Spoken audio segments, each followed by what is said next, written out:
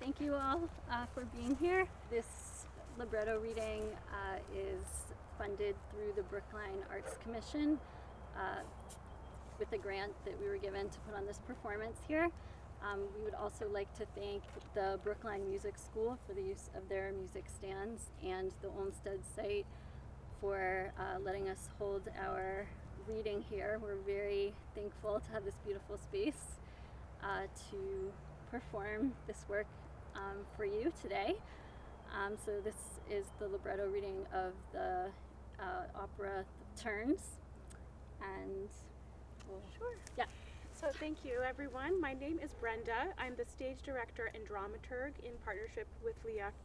And we've been developing this piece for close to 2 years now, and this is the first public sharing of beginning to end of the text of the opera. And so the music hasn't been written yet. We're very much in the beginning stages, and so I will read the stage directions for the libretto, and then I'll also lead a critical response process afterwards. So think about what was your favorite parts of the story, what really resonates with you, what images stick with you, and then a second question, what are some questions you have about the work? What does this work make you feel curious about? Those are the two things that we'd like to explore together after the reading. So let me introduce to you our wonderful cast. So we have Susan, who will be playing the role of the bird and the narrator.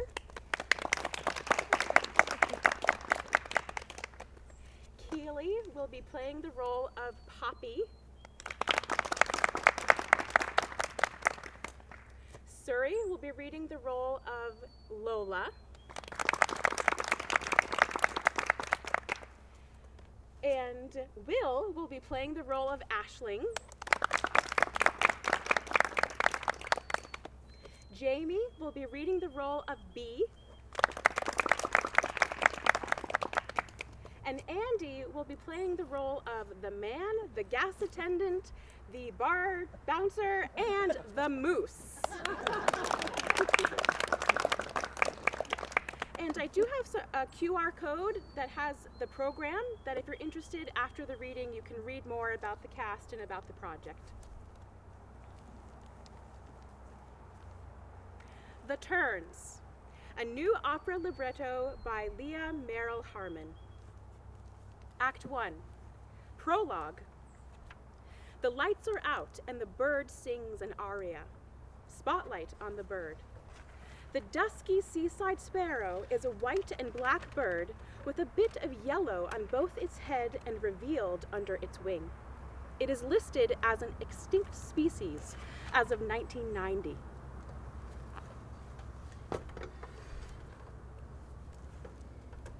Within the natural world, there is a vast and secret information highway of bioluminescence.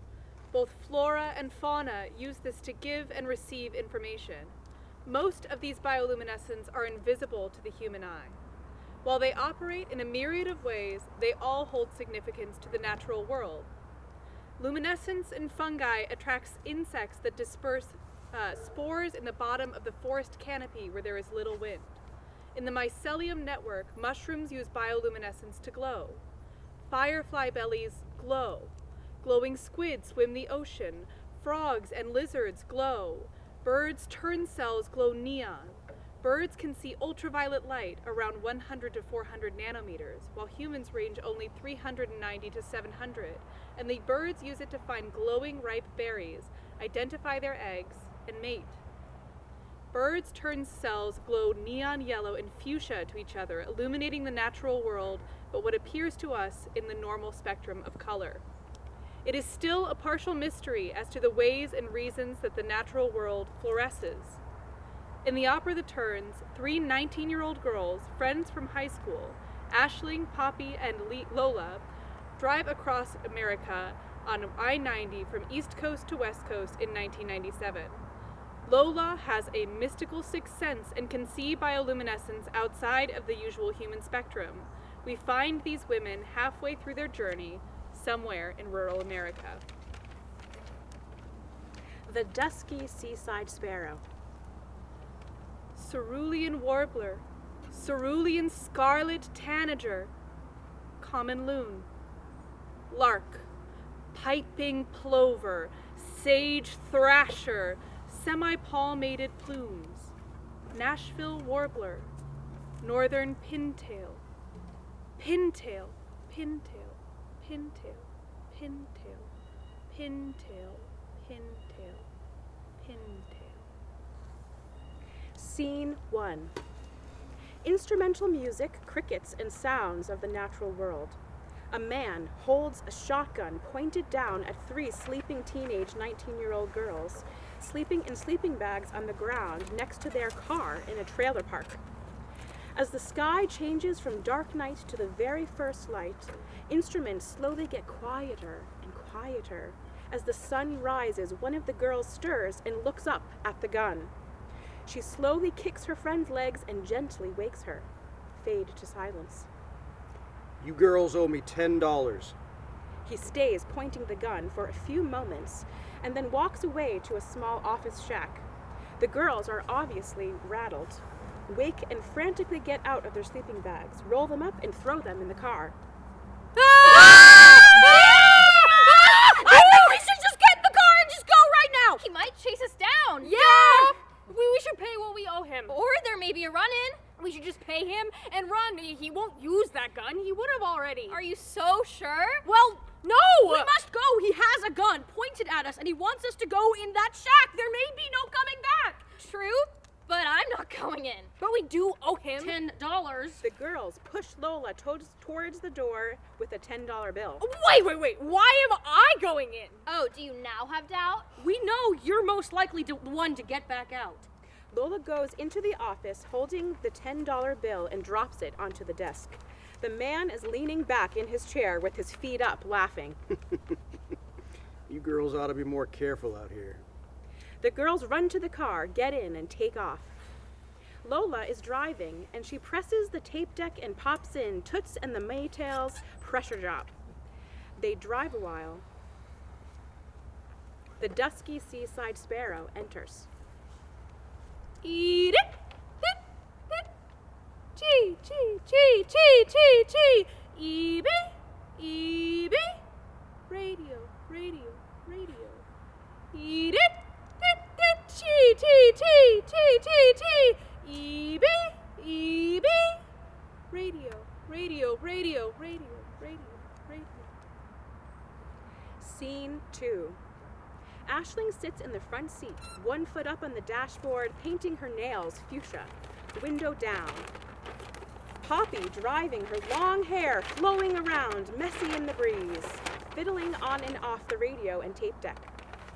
Lola is in the back seat wearing alien green-colored glasses, pushed up on her head, studying the map. A paper map, folded and creased and periodically writing in a notebook. It is 1997. No cell phones, no GPS, just 3 19-year-olds driving down I-90. They spent freshman year of high school following fish up and down the East Coast, hitching rides home if they had taken a bus or lost their ride. For this trip down I-90, they had their own ride, watching the world go by, watching the light find all its different movements in the earth and the sky. There's some place between Chicago and St. Paul, watching the geometry of the earth, the way we replace the natural wild with ourselves.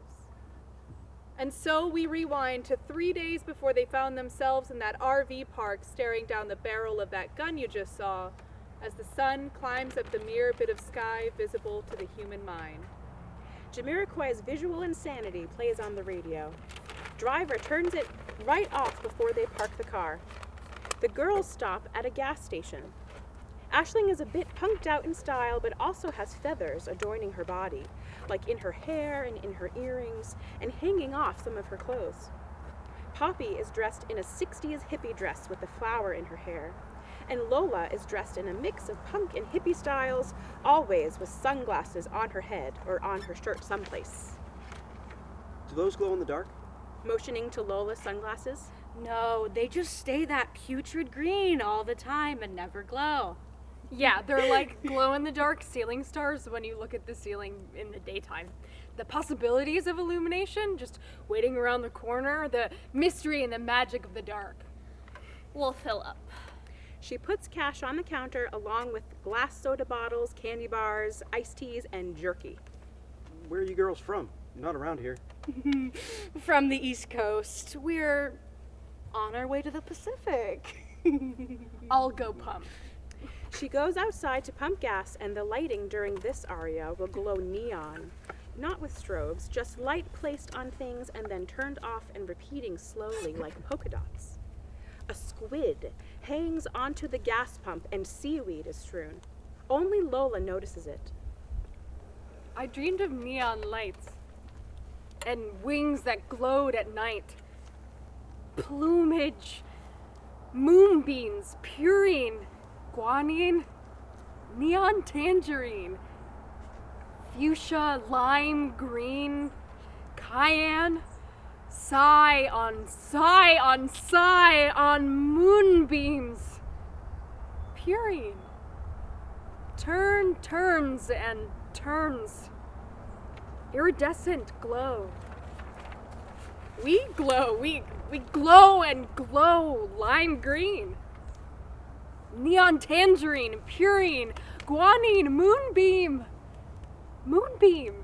A hummingbird flies around. What are you? A ruby-throated hummingbird?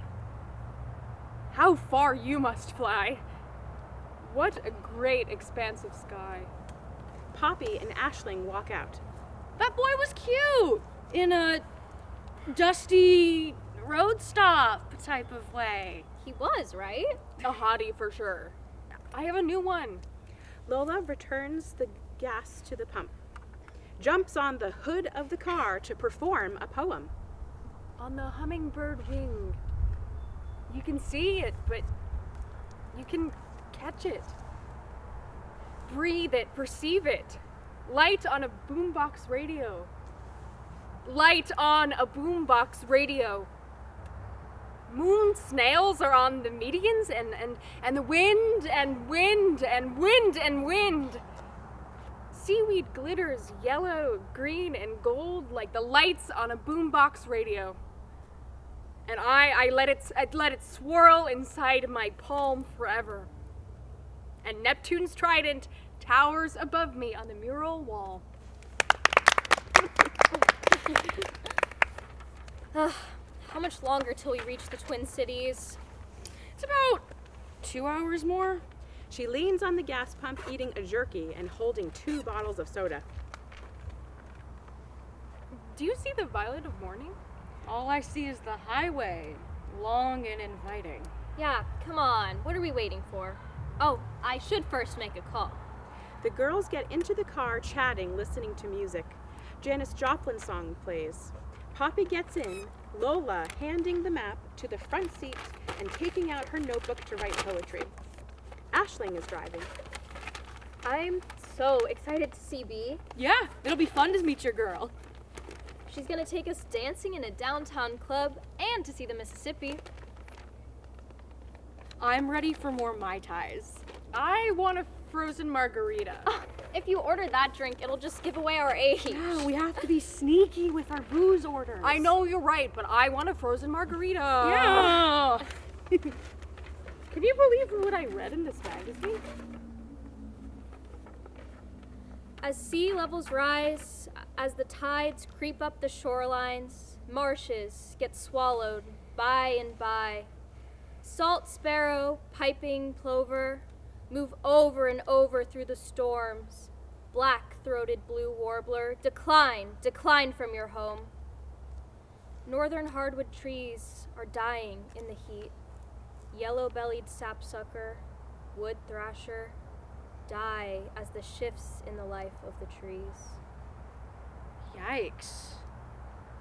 I would miss the birds in the trees. Me too. Do you think we can do laundry at Bees? Oh, yeah, of course. Look, a mailbox in this little town. Let's stop. I have postcards. Scene 3. The girls have by now reached a friend's house and she has taken them down to the city nightlife. Do you have your fake IDs? Yep, we have all 3. Did you memorize your sign? Yeah, they ask in Boston too all the time.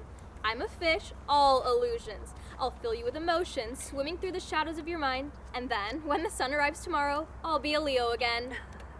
I'm a Leo tonight. Tomorrow I'll be a Gemini. So too am I, but tonight, Aquarius. I pour and pour the time. I pour and pour and pour and pour enchantment in and out of your mind. I'm a Pisces, all of the peels. However, tonight, as a Virgo, reveals until the break of morning the sunlight, they will find I am rather cunning in a cinch. I will get us in this club to dance. And strawberry margaritas. And music, and Mai Tais. They end up in a male strip club with 80s music and male dancers in neon mesh. At the doorway, they use their fake IDs with the bouncer. He checks their IDs. What's your birthday? September 12th. What's your shirt? It's a dusky seaside sparrow. They went extinct a few years ago. Last two were in a cage in Disneyland. That sucks. What's your sign? Leo, Leo, Leo. Aquarius. Leo. Aquarius. Aquarius. Virgo. Leo. Bouncer smiles and then gets a serious face and weighs them in nonchalant. They are let into the club. I think this is a strip club. Yeah, a male strip club. Should we try another bar? Let's stay. Yes, let's stay. The girls get drinks and dance around, having fun. As they stumble home through the deserted city streets, Lola stops them to read her poem. We drape neon over the city. Fluorescent language of the underground. Bee to bee. Flower to flower. Lover to lover. Friend to friend. Wave and ethereal mixing. A fluttering ramble. Dancing the streets neon! The girls dance around. It's so close to morning. Instead of going back to my home, we'll go see the bridge over the Mississippi.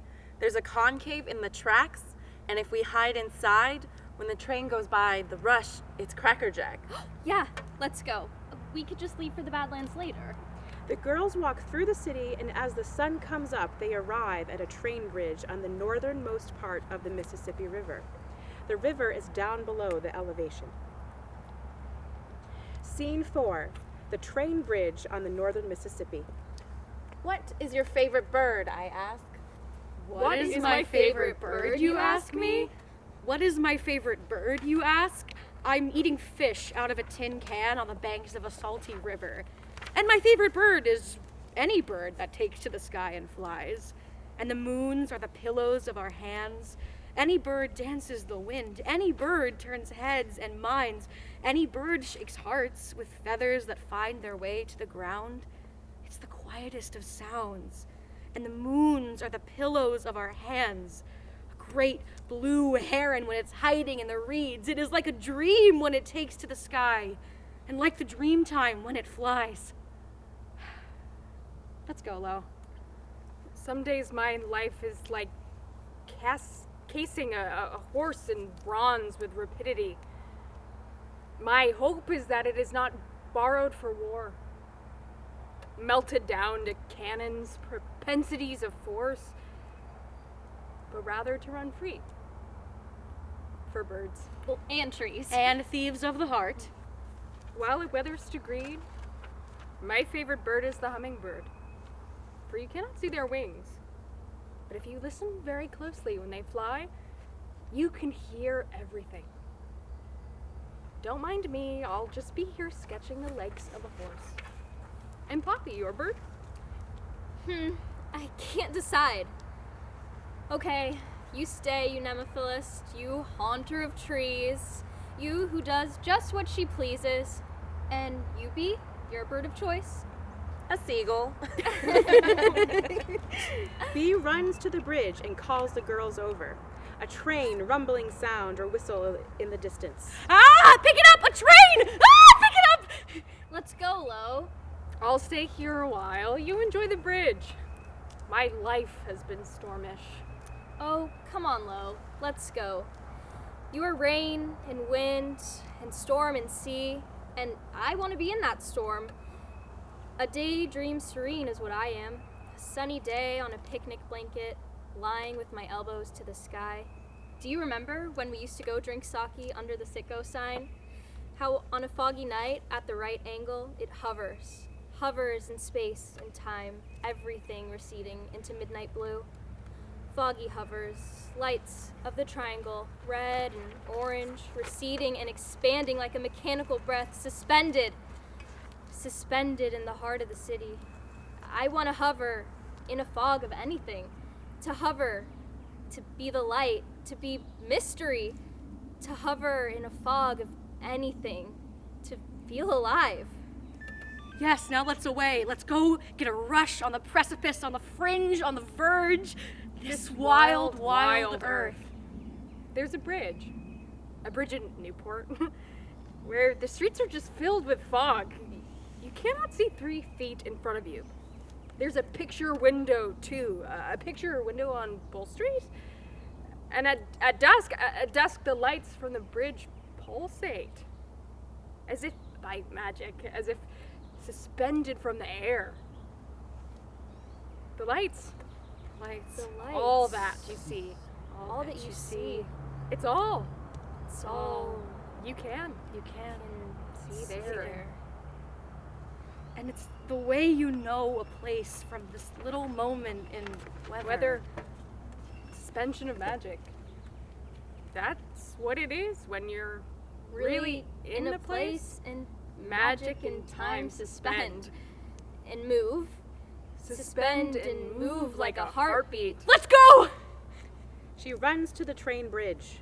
Metal birds swim out of the water to me. Snapping shrimp make a bonfire in my mind.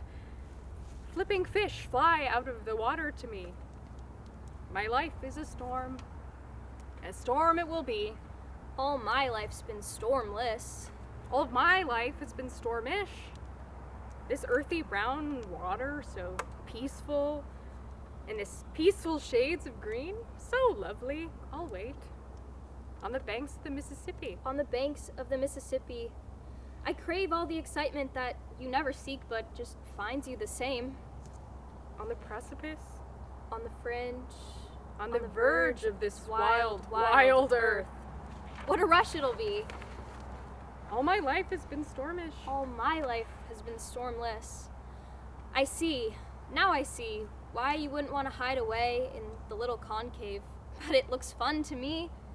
I'll wait on the banks of the Mississippi. I will wait on the banks for you all. All. Ah! All my life. Ah! All my life has been stormless. All of my life has been stormish. Okay, away I go. Enjoy your moment of solitude. Lights go neon. Creatures like birds and lizards appear to glow, not strobe just here and there.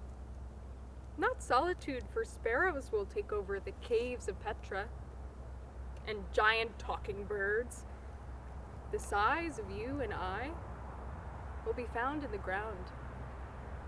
And all of the migrating birds will run early and late, and time will be mixed up in our hands. Ah! Pick it up! Poppy takes off in a run, joins others in the concave, and then instrumental music plays to mimic the sound of the train and the rush of the wind. Eels swim running the river and back. They see light, they've been dumped from the bucket. The wild ones that are not edible to our tongues. Eels swim running the river and back. It is earth nipples and fish tails. Eels swim running the river. We used to see light, only light, clearly in the water, the way water moves.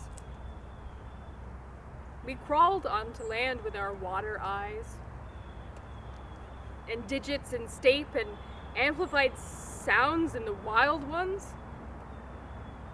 Was there a time where birds swam underwater? Oceans filled with feathers and avian beaks? And ornithologists who had to learn the changing of the tides? A little girl steps out of the sea, a wet feather between her teeth. The good archaeologist leaves something for the next round of inquirers, but are we the last? Ah! Pick it up! Ah! Lola walks toward the train bridge as the sound of the train rushing by the girls, and then it gets softer and softer into the sound of just wind. Act 2. Scene 1. A projection reads Day 6. Silence for a bit as the girls drive through the night. Lighting can indicate nighttime. Poppy fiddles with the radio. Local songs and stations. This local radio station is hilarious. Popping a tape. Poppy is driving and pops in a tape of the Red Hot Chili Peppers, either Breaking the Girl or Suck My Kiss. Don't you feel weird driving across the whole country for a boy? I mean, we were going anyway. San Fran's not so out of the way. And I only ever see him otherwise in Sligo once a year. You're the one moving coasts, leaving us back east. I'll mail this little postcard and tell him we're on our way in a couple days and that we're doing laundry at his place. You and your postcards. I'm so tired. We've been up for like 2 whole days. Yes. Let's grab coffee and food if we find an all-night diner on the way. On the way? We're in the middle of nowhere on this crazy 2-lane highway. We won't find any diners. No way. Well, then stop bogarting all the Skittles. We should make the Badlands by morning if we take turns driving all night. We can camp out, get some sleep, and then head out to Yellowstone to hike. Aisling fluffing and throwing feathers out the window of the car. The intimacy of romance, through to my heart and like a fleeting memory, my heart to love. I want to know that he is mine to take or leave, to take or leave like a fleeting memory, to take or leave, to take or leave. The girls drive through the evening. Around 1 a.m., they begin to doze off one by one. First Aisling, then Lola, then Poppy. Music and lighting is used to indicate. Then an oncoming box truck light, and Lola wakes up, pelts Poppy, and she rights the swerving car, and Aisling awakes. They pull off onto a small road and come upon an RV park with a sign that says, "Park here, $10 a night." It is now 3 or so in the morning, and the girls park their car and pull out their sleeping bags and sleep on the ground by the car. The lights begin to go up, and scene 1 with the gun and the trailer park is replayed from the beginning in a pantomime with the sound of crickets. Scene 2. Sound of motorcycles revving. The girls are the lone car on the highway. Eventually, they are surrounded by hundreds of motorcycles on the way to Sturgis for the yearly Sturgis Run. The girls are like tiny fish caught in a stream. 5, 6, 7, 8, 2, 2, 3, 4, 5, 6, 7, 8, 3, 2, 3, 4, 5, 6, 7, 8, 4, 3, 2, 4. What is this, a dance to you? A dance, my friend! No, this is a rush of danger. See how they weave to and fro. We just have to ride it out. Around the corner, the bend, in the road, 300 more drive in the rear view. All I can see is that I have no clear view. We must drive on. We must drive through. I can't believe we didn't know the Sturgis Run was just this week. We are the only car on the road. The motorcycles go to Sturgis and the road is quiet, and just the girls' lone car. Eventually, they pop in a tape, Sly and the Family Stone, If You Want Me to Stay. They drive through the Badlands looking out the window. The Badlands. It is as if you are no longer on Earth driving this windy, deserted road. Rock formations ringed with what appears as burned wood on stone. Burned wood on stone. Tree rings of water surround on giant dripped castles round, pull their energy in, and with it, you, a skilled dancer, thus captivating, drawing you into enchantment, inhabiting your soul and wind through some foreign planet's terrain. On the verge of the Anthropocene, the geologic time of human, this place is still wild. Not people wild, not animal wild, but air wild. Earth and stone wild. It sings. Scene 3. The girls by now have made it to Yellowstone. They begin a hike. A cello solo for the beginning of the hike. As the girls hike Yellowstone Forest, the lighting should mimic bioluminescence. Spotlight on bird. Glittering leaves on the trees. Sway, sway, sway. Tuani tereni, tuani, tuani tereni. Deep, deep, trim. Sweet, sweet, sweet.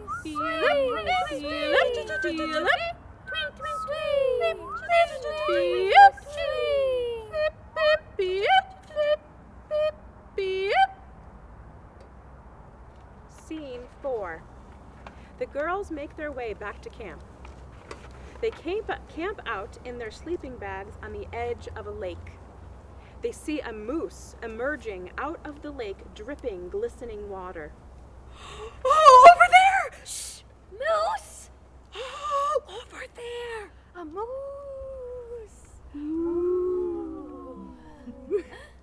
They pretend to sleep and get calm. My favorite bird is a flamingo. They make friends for life.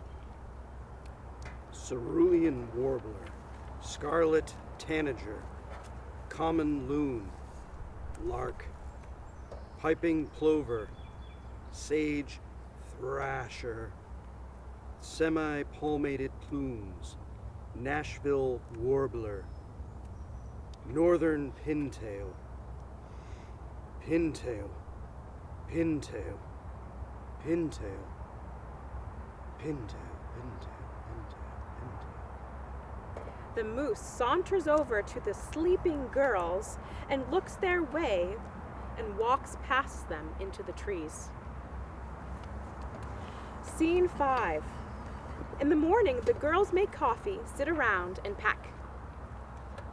Down at the avian crossroads, the black-billed magpies take route in the sky. Cliff swallows run the hollows and nooks, find the hidden places, while the diminutive rock wrens take shelter by the juniper growth.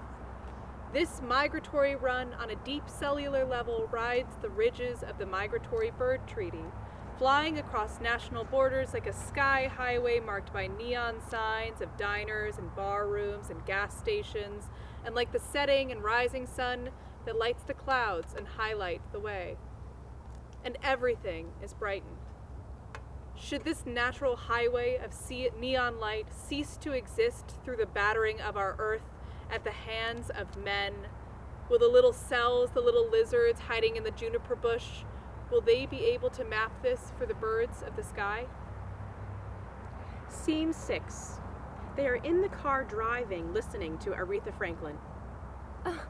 We made it to the Pacific! Shit! We made it! We fucking made it! Alive! The three girls walk along the beach. Aisling and Poppy sit and look out at the waves, silently chatting. Lola wanders off down the beach. She comes upon the dead body of a beached giant squid. The sound of brief boat sonar and oceanic noise pollution. Black lighting illuminates a neon glow in the fabrics on stage. The giant squid, lots of least turns, and giant moon snails. Lola stands over the giant squid. Tossed up from the sea. I will take your gladius, dip into your ink, and write upon these rocks. Simultaneous you will be. Part of the earth, part of the sea, part of the Anthropocene. Moon snails are on the medians. And wind and wind and wind and wind. And wind and wind and wind and wind and wind and wind and wind and wind and wind and wind and wind and wind And wind. And wind. Your three hearts, I hear them beat. Your three hearts. I hear them beat. I am freshly back now from the sea. I'm freshly back now from the sea. I'm freshly back now from the sea. I'm freshly back now, and the turns, they glide and glide and angle and turn and turn and turn and turn in the breeze. Lola spins off down the beach towards Poppy and Aisling, and the three sit on the beach together. The dusty seaside sparrow enters. Radio, radio, radio, tweet, tweet, tweet, tweet, tweet, tweet, tweet, seaweed, seaweed, seaweed, radio, radio, radio, tweet, tweet, tweet, tweet, tweet, tweet, tweet, seaweed, seaweed, seaweed, radio, radio, radio. End of opera.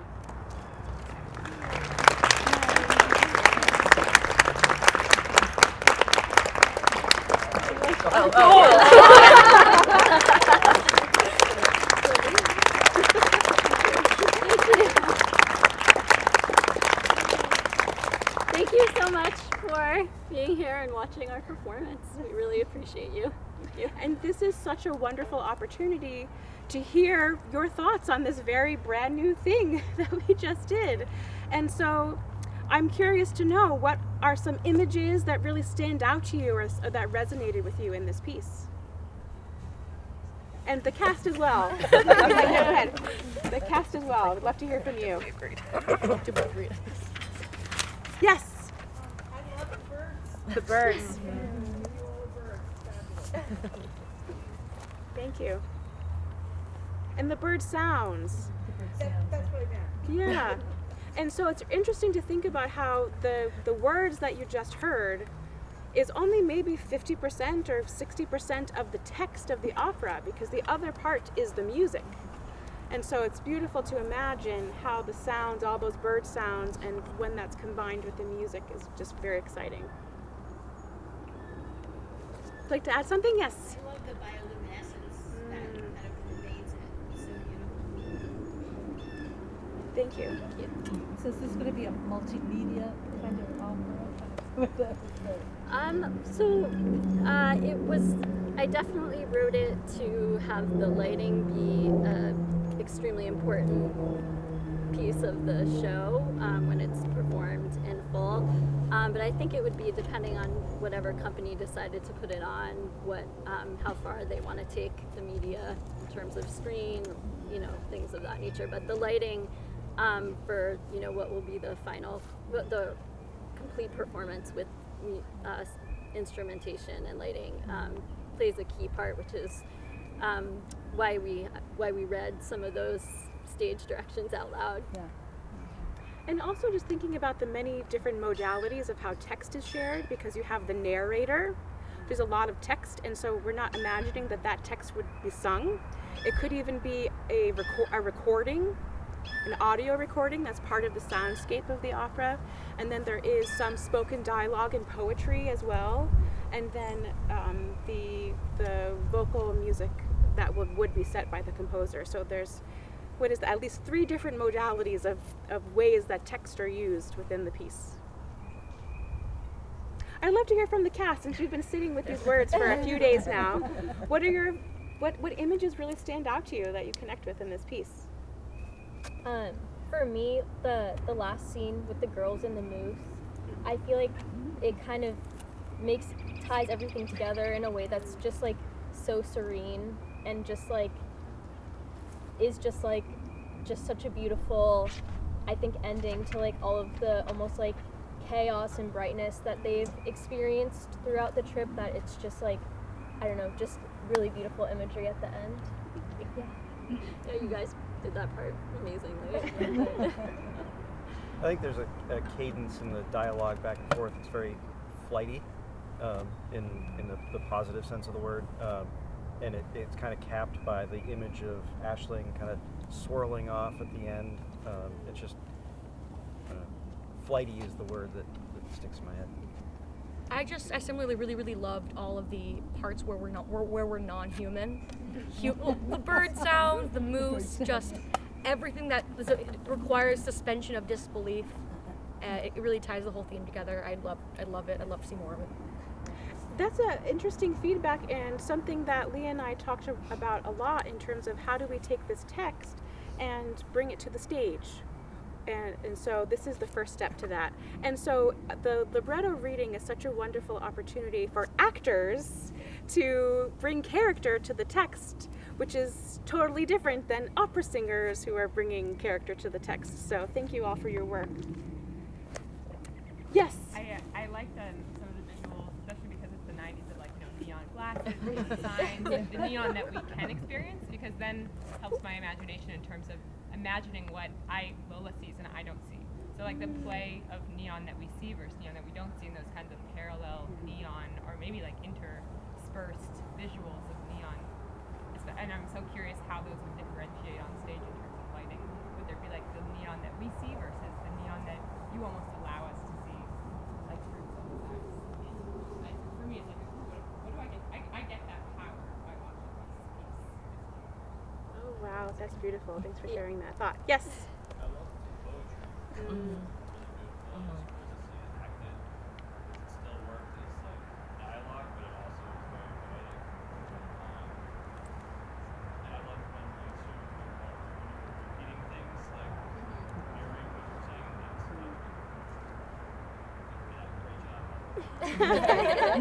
like, I know, our first rehearsal was over Zoom, and so it was so wonderful to be here in person, and then we didn't have to deal with the lag, and we could breathe the same open space air and feel the rhythm of that. I love the scene. I think it's the train. This kind of goes off of what Andy was saying, how the character development of the 3 young girls, how they're finishing each other's sentences, and just how beautiful the relationships of young women. And I grew up in the 90s, so definitely connecting with that and how powerful it is to explore relationships of young women. I don't know of any operas that are about 3 young women as the main protagonists. Maybe Little Women. Okay, but but yes. You want to share what you just said? Oh, that's only because one of them dies. Right. Spoiler alert, we're Little Women. Alive women. We want alive women. women. Alive and not suffering women. Yeah. Thank you. That was actually one of the specific things I did on purpose in this opera, is not to have any women die in this opera. That was written in there on purpose. Wait, we don't die? Where's the poetry? The giant squid does. Yeah. And what's nice is this cross-country car trip, that they're taking, I think, is really or trip, together. That there's that motion and the open road, and that's kind of usually seems to be a male thing, but this is like the girlfriends are out on the open road together, traveling the world. Was there a thought in the back you wanted to share? I'm going to jump off what you just said. For me, what struck me is the migration of the girls right across the country, and then there was that scene toward the end describing how the birds migrated as well, and I thought, oh, that's a beautiful connection. And like you said, the poetry was gorgeous, and two images that also struck in my mind were the stars, those glow-in-the-dark stars on someone's ceiling. Some of you may have had that in your childhood. And then I also appreciated the Citgo sign, a little local.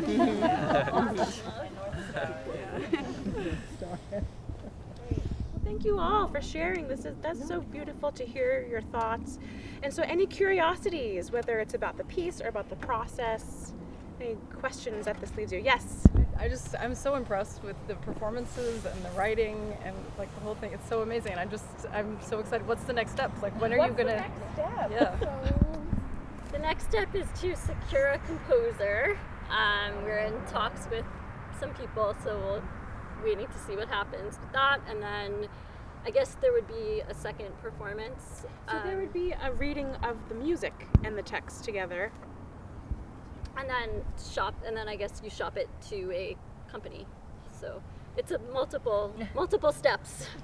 So basically it's like creating a symphony and a play and, all of those things wrapped into one. And so it takes a long time, and it costs a lot of money. And so it takes time to raise that money. So we're very grateful for the Brookline Commission of the Arts who made this reading possible, to share with all of you and get your amazing feedback. It's very cutting edge, ladies, and gentlemen, very cutting edge. And I go back retro to the 70s when I took my cross-country trip, but I wasn't looking at birds. But yeah, I think it's very unique. Yeah. Oh, it's so beautiful to me that you saw yourself in this story, even though it was about young women who are in the 90s. There is just a universalness to the experience. Oh, yeah. We're all young at heart. We might be older, but we still think we're that age. Some of our cast members are like close to the age of the student. Go ahead.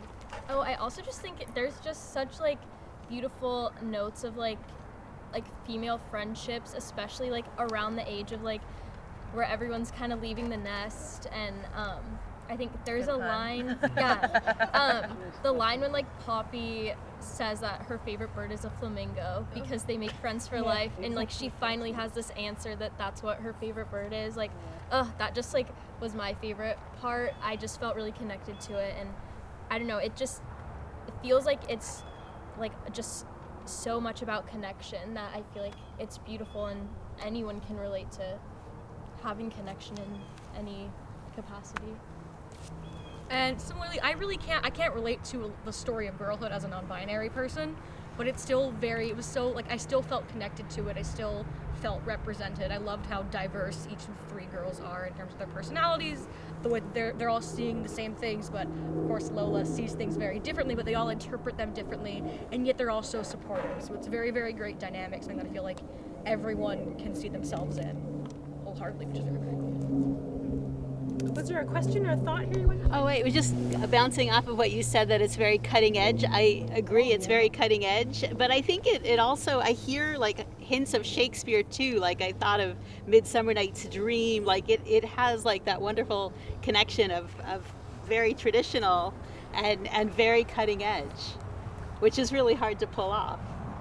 Yes. Well, I would point out, I have got like reminiscence of James Joyce with the calling out of the birds' names and the use of language as music, and different kinds of. Oh yeah. By the end, I was starting to flash on Van Gogh. Isn't that weird? Yeah. With the birds, the fields, the birds, the wild colors. Very expressionist. Yeah. I feel that aesthetic, absolutely. Also, the scene with the motorcycles, that was so vivid. It's very to real. me. Yeah. The anxiety. Yes. I was also curious and interested in the soundtrack because there's a lot of stage notes about the background music and wondering how you imagine that connecting to whatever a composer would do and how that weaves in and out, because there's that whole soundtrack of their lives in the 90s and also the bonding through that kind of popular music. How were you thinking about it? I specifically did write in names of songs because I actually am hoping that when it's performed with full instrumentation, that they will be able to actually play those bits of those songs how they were, from the recording, from the real recording of those songs. So I did want to thread in some of the kind of American road trip where you listen to rock and roll. So I do want those songs to be played, which is why I specifically just chose some that so this is based off of a true, it's fictionalized, but based off of, inspired by a true life story of when I drove across country with two of my girlfriends when I was 19, and I called them both and was like, what songs were we listening to? I can remember a couple, what were other ones? So we really wanted to put in real songs that we would have listened to, and that feels like an important piece to have that actually played in the musical performance. Yes. Radio is also really cool, because and when it contrasted with the birds, and that was a very interesting, the opening and closing with the laming of the birds, and when you had the radio, that was as if a bird was saying radio, is how it was very cool. Yeah, the point was made earlier, but the repetition of words is really powerful here, and it is somewhat redolent to birdsong, basically. So, I found that really very captivating, the use of repetition in this. When I first got to do the bird song, I was so taken by all of the bird song. It's all written in words. It's not written in noises so much. So it kind of feels in the animals there's human speech, and in the human speech there's animals, and it's kind of we're all in this together.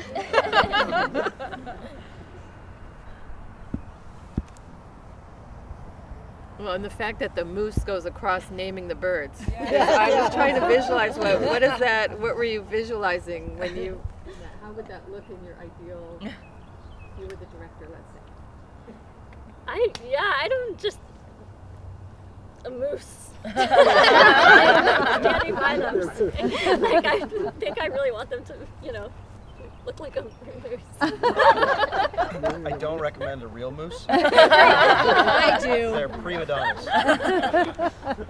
I'm a poetry artist, so my first thought is puppetry.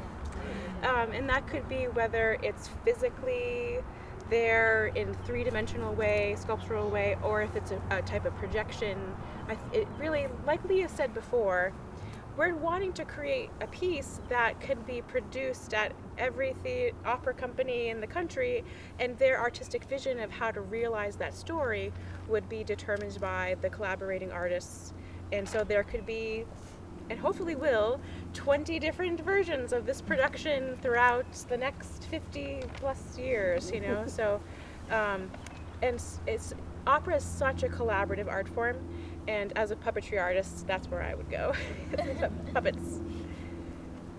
Did you want to add something? Yes. It's just so lovely to have it outside, even though it's intended for the stage, and I know, it might have been pretty tricky to perform it outside, but it was very well done and lovely. It was very lovely. And it is Poetry Month. April is Poetry Month. So that was really beautiful to share the libretto written by a poet with all the poetry. And I just want to again thank Olmsted for letting us have a reading Thank you all. If you haven't had the chance to browse the program, I do have some QR codes that you can scan on your phone if you want to read more about the artists or the project.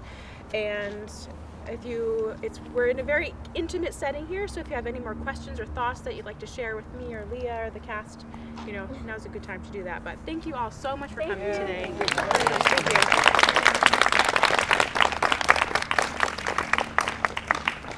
Thanks, everybody. Thank you. Very fun. Really interesting. Really interesting. Yeah, I mean, I was imagining everything.